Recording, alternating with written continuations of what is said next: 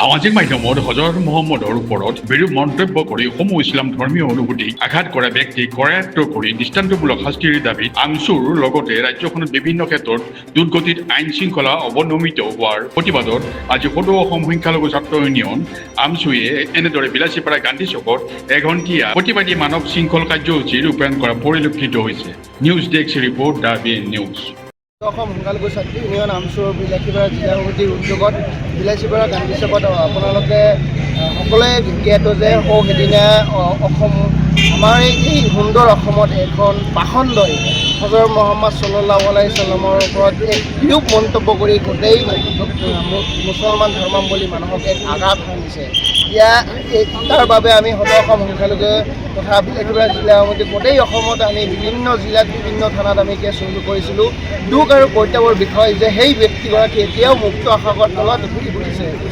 ধৰ্ম এইখন ভাৰতবৰ্ষত সংবিধানত আৰ্টিকেল 25ত জল পটকৈ দি আছে যে নিজৰ ধৰ্ম আপোনালোকে প্ৰেক্টিছ কৰিব পাৰিব। কিন্তু সেয়া আমাৰ অসমত আমাৰ এই নিজ জন্মভূমিত আমি তেনে এটা পৰিৱেশ দেখিবলৈ পোৱা নাই। আমাৰ সন্মান আমাৰ ইজ্জত আপোনালোকে সদায় আমাক এনেধৰণে আঘাত সানিব আৰু আমি এনেধৰণে সহ্য কৰি যাম। আমাৰ ঘৰ ভাঙিছে, আমাৰ অমুক কৰিছে, উচ্ছেদ কৰিছে, তমুক কৰিছে, আমি একো কোৱা নাই। কিন্তু যাৰ বাবে আমি এইখন আমাৰ ইছলাম ধৰ্মাৱলম্বী কথা আছে, যাৰ বাবে আমি এইখন পৃথিৱীত জীয়াই আছোঁ, যাৰ কথাৰে আমাক জীব লাগিব, সেইজন ব্যক্তিক যদি আপোনালোকে এনেধৰণে যদি অপমানমূলক বিৰূপ মন্তব্য কৰি আমাক আঘাত সানিব বিচাৰিছে, তেতিয়াহ'লে আমাক অসম চৰকাৰৰ ফালৰ পৰা এটা কৈ গুলিয়াই মাৰক, আমাৰ কোনো আপত্তি নাই।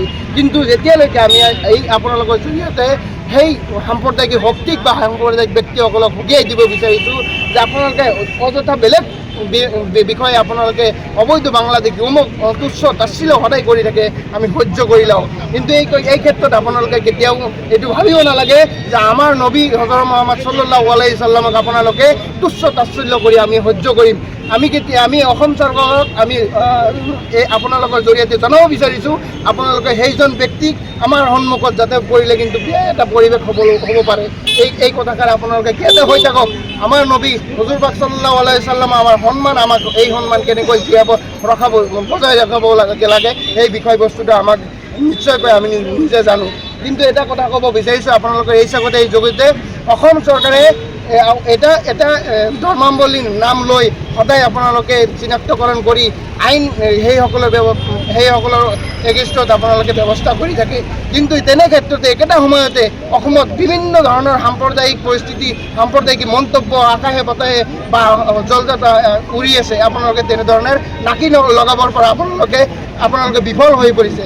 এই জগতে অসম চৰকাৰে আপোনালোকে অতি কঠোৰ ব্যৱস্থা গ্ৰহণ কৰিব লাগিব, নহ'লে আপোনালোকৰ আমাৰ এই সুন্দৰ অসমখন আপোনালোকে যে নষ্ট কৰি আছে তাৰ এক ব্লুপ্ৰিণ্ট সজাই আছে বুলি আমাৰ সন্দেহ হৈ আছে।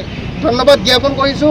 আজি বিভিন্ন ঠাইত এনেদৰে প্ৰতিবাদ কৰি আছে, এই প্ৰতিবাদ কৰাৰ পিছতো তেখেতক আটক কৰা নাই কিয়? হয়, এইটো দুখ আৰু কৰ্তব্যৰ বিষয়। সেইটোৱে ক'ব বিচাৰিছোঁ যে সিদিনা আপুনি শপত ল'লে বিধিৰ দ্বাৰা স্থাপিত এইখন অসমত বিভিন্ন জাতি ধৰ্ম বৰ্ণ নিৰ্বিশেষে সকলোকে একে চকুৰে আপুনি চাব লাগিব। সংবিধানত দিয়া দায়িত্ব আৰু কৰ্তব্য নিষ্ঠাৰে পালন কৰি যাম। কিন্তু আপোনাৰ 10 দিন নহওঁতে আপোনাৰ এই সুন্দৰ অসমখন আপোনাৰ অন্তৰ্গত থকা বিভাগীয় কৰ্তৃপক্ষই বা গৃহমন্ত্ৰী বিভাগ অন্তৰ্গত পৰা অসম পুলিচে আমি কেছ দায়েৰ কৰাৰ পিছত আপোনালোকে এতিয়ালৈকে সেইজন ব্যক্তিক কৰায়ত্ব কৰিব নোৱাৰিলে আমি এটা FIR দিছিলোঁ। আজি 10 দিন সম্পূৰ্ণ হোৱাৰ পিছতে এতিয়ালৈকে আপোনালোকে ৰুজু কৰিবৰ পৰা আপোনালোকে বিৰত লাগে। নাগপৰীয়াৰ আপোনালোকে তলতীয়া হৈ অসমৰ সুন্দৰ অসমখন আপোনালোকে নষ্ট কৰিবলৈ আৰম্ভ কৰিছে।